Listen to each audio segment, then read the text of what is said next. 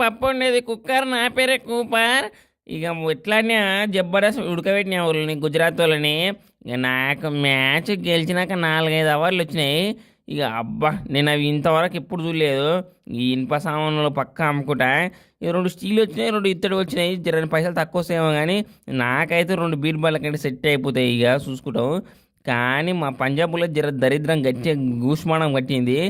నేను ఏ పాట అయితే చేశానని నాకు చేతికి తాకిచ్చున్నో పాడు కానీ అప్పటి నుంచి అందరు ఒడిసబెట్టి వికెట్లు పడ్డాయి. ఇక రప్ప రప్ప పడుతూనే ఉన్నాయి. అయినా లాస్ట్లో వాడు బౌలర్ బాగా కొట్టిన 6 అయిపోయింది అనుకున్నాం కానీ సంగం ఆకింది అయిపోయింది మ్యాచ్ అనుకున్నాం కానీ ఆ 6 కొట్టి మ్యాచ్ ఊపు లేపిండు. ఇంకా అట్లే నేను తిప్పలు పడి వాడల పడితే మ్యాచ్ గెలిపించిన. ఇక చేశారన్నాక ఒకటి చెప్తున్నా అన్న, అది అనుకోకుండా తాకింది బాలు. ఇక జర ఏం అవన్నీ మనసులో పెట్టుకోకుండా ఇక నెక్స్ట్ మ్యాచ్ మళ్ళీ నన్ను మ్యాచ్లో తీసుకో. జర మ్యాన్ ఆఫ్ ది మ్యాచ్ మళ్ళీ ఒకటి చేసుకుంటా, 2 బిల్లకు పైసలు సెట్ చేసుకుంటా ఉంటా. Bye bye.